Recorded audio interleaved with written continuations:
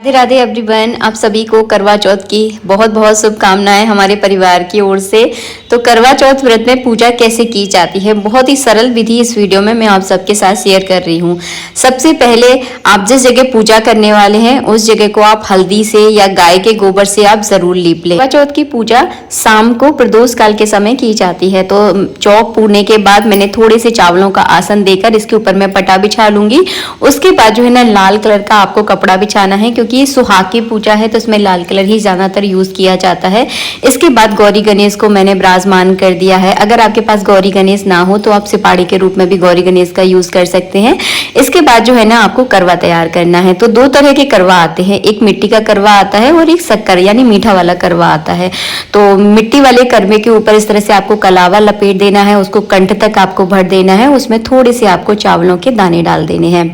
इसके बाद इस करवे की जो चोंच होती है ना उसमें इस तरह की सीकें लगाई जाती हैं, 7 सीकें जो है ना लेनी होती हैं।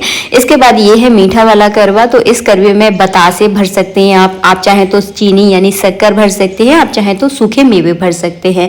तो वो आपकी इच्छा है। मैं इसमें जो है ना बतासे भर रही हूँ। इसके बाद जो है ना इसके ऊपर भी मैं इस तरह से कलावा लपेट दूंगी। ये होता है करवा चौथ माता का करवा, और जो मिट्टी वाला करवा होता है वो होता है हमारा करवा, जिससे हम चंद्रमा को अर्घ्य देते हैं। तो दो करवे इसमें रखे जाते हैं।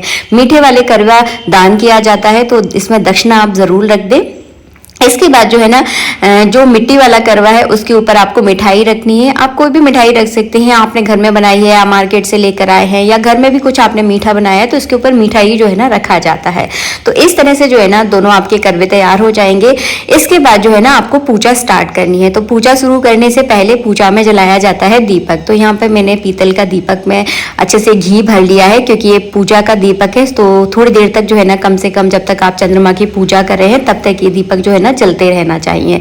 तो मैंने यहाँ पे दीपक प्रज्वलित किया। इसके बाद जो है ना मैं दीपक का पूजन करूंगी, ताकि मेरी करवा चौथ की पूजा जो है ना निर्विघ्न संपन्न हो, कोई भी आदि व्याधि जो है ना इस पूजा में ना आए। तो इस तरह से जो है ना आपको दीपक का पूजन करना है। इसके बाद थोड़े से आपको दीपक पर जो है ना चावल चढ़ा देने हैं। इसके बाद जो है ना आप करेंगे गौरी गणेश का पूजा। तो जब भी कोई भी पूजा करें सबसे पहले इस तरह से 4 बार जल चढ़ाया जाता है। तो मैं सबका साथ में ही पूजन कर रही हूँ। तो इस तरह से 4 बार जो है ना मैं जल चढ़ाऊंगी। तो यहाँ पे चम्मच से जो है ना मैंने जल चढ़ा दिया है। इसके बाद जो है ना कलावा रूपी वस्त्र अर्पित करूंगी। तो गौरी गणेश पर सब पर जो है ना 2-2 कलावा जो है ना इस तरह से मैं चढ़ा दूंगी। इसके बाद करवा माता के पर भी जो है ना इस तरह से लंबा सा कलावा जो है ना आप गोल घुमा कर चढ़ा दें।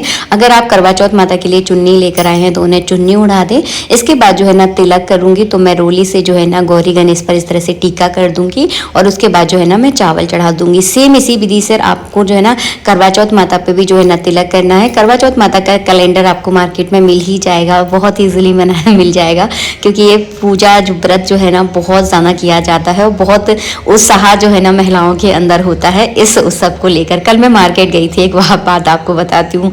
मार्केट में इतनी भीड़ थी ना कि जो साड़ियों की दुकान है ना वहाँ लाइन लगी थी। आप समझ सकते हो मतलब कितना उत्साह होता है।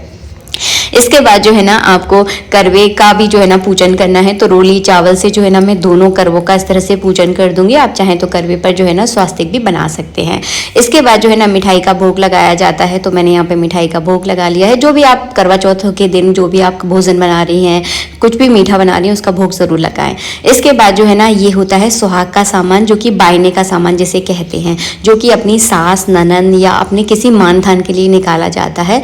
तो चूड़ी, महावर, मेहंदी, साड़ी, बिछिया, जितना भी देखिए हर किसी की अपनी अपनी हैसियत होती है, और अपनी हैसियत के अनुसार जो है ना सब अपने अपने हिसाब से दान पुण्य करते हैं। आपको जो है ना करवा चौथ माता पर इस तरह से सुहाग का सामान यानी बायने का सामान चढ़ाना है। इसको जो है ना हम एक तरफ रख देंगे। इसको जो है ना बाद में नेक्स्ट डे जो है ना आप दान कर दें, या फिर आपकी सास ननद अगर आपके पास रहती हैं तो हाल के हाल भी दान कर सकते हैं। इसके बाद करवा चौथ माता के व्रत की कथा पढ़ी जाती है। कैलेंडर के नीचे ही कथा लिखी होती है और बहुत छोटी सी कथा होती है। तो मुश्किल से आपको 5 या 10 मिनट लगेंगे इस कथा को पढ़ने में। तो हाथ में थोड़े से चावल लेकर इस कथा को आप पूरा पढ़ें। इसके बाद इन चावलों को जो अर्घ देने वाला कलश होता है ना उसके अंदर डाल दें इन चावलों को। इसके बाद करवा बदला जाता है। तो करवा बदलने वाला वीडियो मैं अलग से आप लोगों के लिए लेकर आऊंगी, ताकि ये वीडियो ज़्यादा लंबा ना हो और आप ज़्यादा बोर ना हो। तो मैं भी अकेले इस व्रत को करती हूँ, और मैं कैसे करवा बदलती हूँ आप लोगों के साथ में नेक्स्ट वीडियो में शेयर करूँगी।